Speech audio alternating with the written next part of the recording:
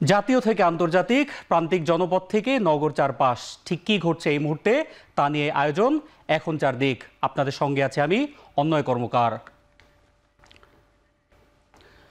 খাগড়াছড়ির দীঘিনালায় পাহাড়ি বাঙালি সংঘর্ষে ৩ জন নিহত ও ১২ জন আহতের ঘটনায় বিশৃঙ্খলা ছড়িয়ে পড়েছে পুরো পার্বত্য চট্টগ্রামে। বিকেলে রাঙামাটিতেও একজন মারা গেছেন। পরিস্থিতি নিয়ন্ত্রণে খাগড়াছড়ি সদর এবং রাঙামাটি পৌর এলাকায় ১৪৪ ধারা জারি করেছে স্থানীয় প্রশাসন। শুক্রবার সকালে রাঙামাটি শহরে পাহাড়ি বাঙালিদের মধ্যে সংঘর্ষের ঘটনা ঘটে। এ সময় আহত হন বেশ কয়েকজন। দুর্বৃত্তরা কয়েকটি দোকানে আগুন ও বেশ কয়েকটি যানবাহন ভাঙচুর করে, যদিও ঘটনার সূত্রপাত খাগড়াছড়িতে। জেলার দীঘিনালায় পাহাড়ি বাঙালিদের মধ্যে সংঘর্ষে এখন পর্যন্ত অগ্নিসংযোগ, ভাঙচুর সহ ৩ জন নিহত ও ১২ জন আহত হয়েছেন। সহিংস পরিস্থিতি নিয়ন্ত্রণে জারি করা হয়েছে ১৪৪ ধারা। ঘটনার প্রতিবাদে বান্দরবান প্রেস ক্লাবের সামনে সমাবেশ করে পাহাড়ি ছাত্র সমাজ। এ সময় বক্তারা বলেন, খাগড়াছড়িতে নিহত মামুনের হত্যাকারীদের আইনের আওতায় আনতে হবে। পাহাড়ি বাঙালি বিভেদ তৈরি করে পার্বত্য চট্টগ্রাম অশান্ত করার নীলনকশা বাস্তবায়নের ষড়যন্ত্র কখনোই সফল হবে না। প্রয়োজনে ঢাকার উদ্দেশ্যে লং মার্চের হুঁশিয়ারিও দেন সমাবেশের বক্তারা।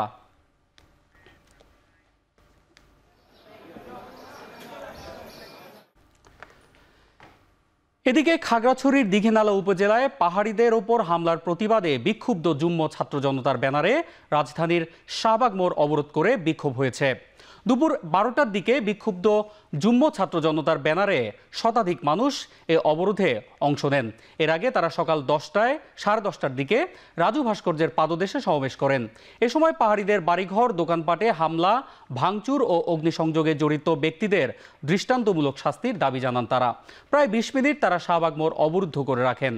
খাগড়াছড়ির দীঘিনালা সহ রাঙামাটি এবং পুরো পাহাড়ে জুম্মদের নিরাপত্তা নিশ্চিত করতে এবং তাদের জানমালের নিরাপত্তা নিশ্চিত করার পাশাপাশি পার্বত্য চট্টগ্রাম শান্তি চুক্তি বাস্তবায়নের দাবি জানান বিক্ষোভকারীরা।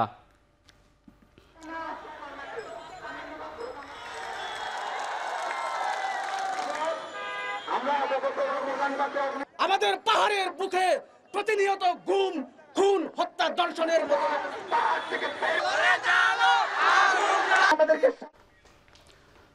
তিন পার্বত্য জেলায় সবাইকে শান্ত থাকার আহ্বান জানিয়েছেন প্রধান উপদেষ্টা ডক্টর মোহাম্মদ ইউনূস। বলেন, পরিস্থিতি নিয়ন্ত্রণে কাজ করছে সরকার। শুক্রবার প্রধান উপদেষ্টার ফেসবুক পেজে এক পোস্টে বলা হয়, স্বরাষ্ট্র উপদেষ্টার নেতৃত্বে সরকারের উচ্চ পর্যায়ের একটি প্রতিনিধি দল কাল খাগড়াছড়ি ও রাঙামাটি পরিদর্শনে যাবেন। পোস্টে বলা হয়, গণপিটুনি ও মৃত্যুকে কেন্দ্র করে পরবর্তী ঘটনার জন্য দুঃখ প্রকাশ করছে সরকার। ধ্বংসাত্মক কাজের মাধ্যমে আইন নিজের হাতে তুলে না নিতে দেশবাসীর প্রতি আহ্বান জানান অন্তর্বর্তী সরকারের প্রধান উপদেষ্টা ডক্টর মোহাম্মদ ইউনূস। বলেন, আইন হাতে তুলে নেওয়া ও যে কোনো সম্পদ ধ্বংস করা দণ্ডনীয় অপরাধ। এসবের সঙ্গে জড়িতদের বিচার নিশ্চিতের আশ্বাস দেন প্রধান উপদেষ্টা।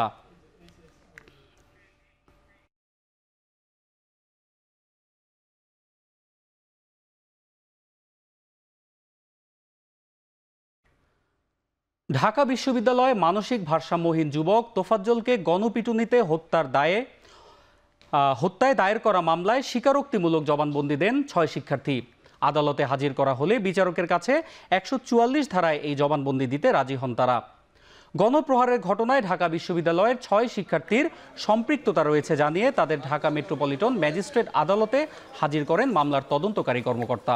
এরপর আদালতের কাছে ৬ শিক্ষার্থী আলাদাভাবে স্বীকারোক্তিমূলক জবানবন্দি দিতে রাজি হন। বাদীপক্ষের আইনজীবীরা বলেন, মানসিক ভারসাম্যহীন তোফাজ্জলকে পিটিয়ে মেরে ফেলার ঘটনা পুরো জাতির বিবেককে নাড়া দিয়েছে। তাদের কঠোর বিচার হওয়া প্রয়োজন। তবে এই মামলায় আসামিদের হয়ে কোনো আইনজীবী উপস্থিত হননি।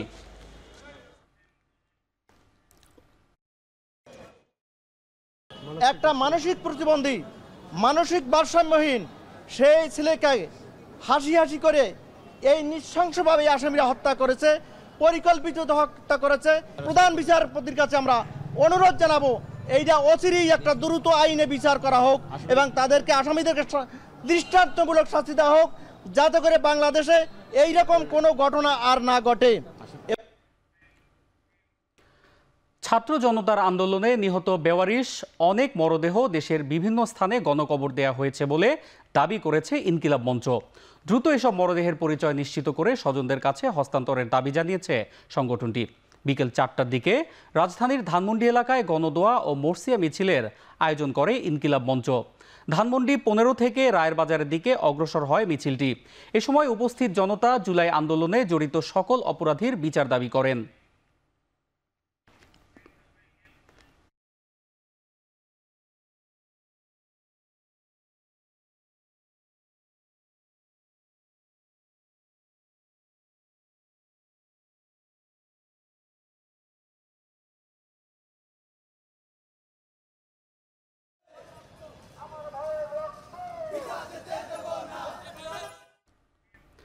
এখন চারিদিকে নিচ্ছে একটি বিরতি, ফিরছি একটু পরেই।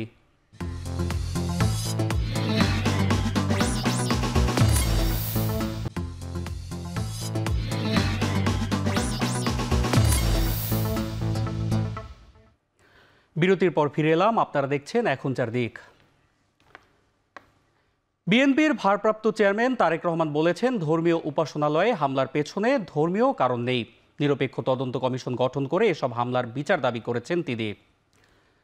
শুক্রবার সন্ধ্যায় রাজধানীর গুলশানে বিএনপি চেয়ারপারসনের কার্যালয়ে হিন্দু সম্প্রদায়ের নেতৃবৃন্দের সাথে ভার্চুয়ালি জন্মাষ্টমীর শুভেচ্ছা বিনিময়ের সময় তিনি কথা বলেন। রাষ্ট্রের প্রতিটি মানুষের অধিকার নিশ্চিত করতে হলে আইনের শাসন সুনিশ্চিত করা ও ভোটের অধিকার প্রতিষ্ঠা করতে হবে। এ সময় দলমত নির্বিশেষে সবাইকে একত্রিত হবার আহ্বান জানান তিনি। অনুষ্ঠানে বিএনপি মহাসচিব মির্জা ফখরুল ইসলাম আলমগীর বলেন, এখনো অনেকে ষড়যন্ত্র করছে, ঐক্যবদ্ধ হয়ে তাদের পরাজিত করতে হবে। এই পরিবর্তনের ফলে যেটুকু ঘটেছে সেটা সম্পূর্ণভাবে রাজনৈতিক, সেটা কোনো সাম্প্রদায়িক নয়। আজকে আবার একই চক্রান্ত শুরু হয়েছে পার্বত্য চট্টগ্রামে। দেখুন, জিনিসগুলোকে বিচ্ছিন্ন করে দেখবেন না। গণতন্ত্র এখনো কিন্তু বিপদ মুক্ত নয়। এরকম একটা পরিস্থিতিতে কোনো অপশক্তি যাতে আবার গণ অভ্যুত্থানের চূড়ান্ত লক্ষ্য এবং সাফল্যের ধারাকে ব্যাহত করতে না পারে, সেজন্য কিন্তু দল মত নির্বিশেষে আমাদের সকলকে সতর্ক থাকা প্রয়োজন। এদিকে ডাকসু নির্বাচন দেওয়ার দাবি করেছে বিশ্ববিদ্যালয় শিক্ষার্থীরা। বিকেলে ঢাকা বিশ্ববিদ্যালয় গ্রন্থাগারের সামনে শিক্ষার্থীদের একটি দল সংবাদ সম্মেলনে এ দাবি জানায়।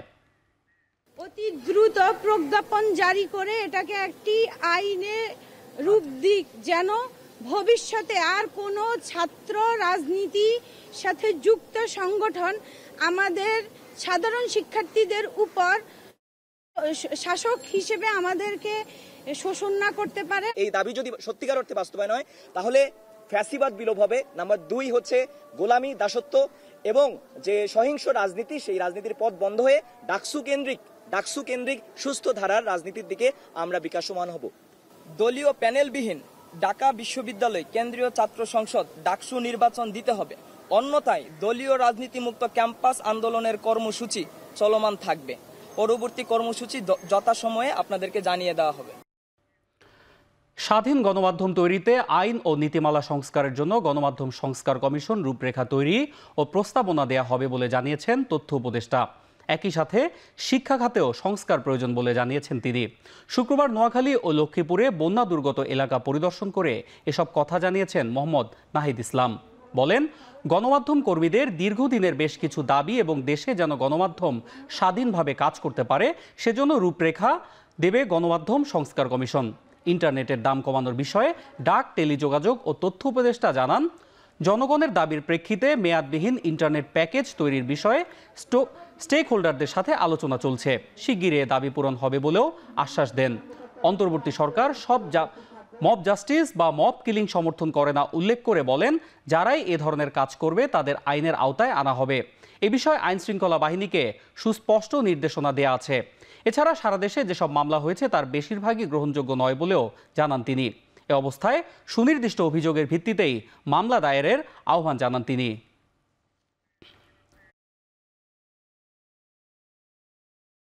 দীর্ঘদিন ধরে গণমাধ্যম কর্মীদেরও কিছু দাবি দেওয়া রয়েছে, বাংলাদেশে একটা কিভাবে স্বাধীন গণমাধ্যম কাজ করতে পারে এবং সেটার জন্য যে আসলে আইন এবং নীতিমালা সংস্কার প্রয়োজন। গণমাধ্যম সংস্কার কমিশন মূলত সেই কাজটি প্রথমে করবে, সেই প্রস্তাবনাগুলো দিবে এবং একটি রূপরেখা তৈরি করবে। আর দ্বিতীয় যে বিষয়টি বললেন, আইন শৃঙ্খলা বাহিনীকে কিন্তু সুস্পষ্ট নির্দেশনা দেওয়া আছে যে এই ধরনের মব জাস্টিস বা মব কিলিং সরকার সমর্থন করে না, এবং এটার সাথে যারাই জড়িত তাদেরকে যাতে আইন অনুযায়ী ব্যবস্থা নেওয়া হয়। এখন চারদিকে দিচ্ছি আরেকটা বিরতি, ফিরছি একটু পরে।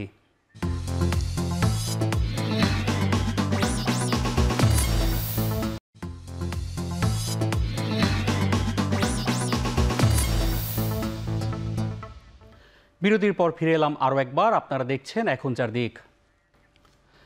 লেবাননে ভয়াবহ বিমান হামলার 24 ঘন্টা না যেতেই ইসরায়েলে 140টিরও বেশি রকেট হামলা চালিয়ে পাল্টা জবাব দেওয়ার দাবি করেছে হিজবুল্লাহ। অন্যদিকে পেজার ও ওয়াকিটকি সহ বিভিন্ন ডিভাইস বিস্ফোরণে 37 জনের মৃত্যুর প্রতিশোধের নেশায় জ্বলছে হিজবুল্লাহ।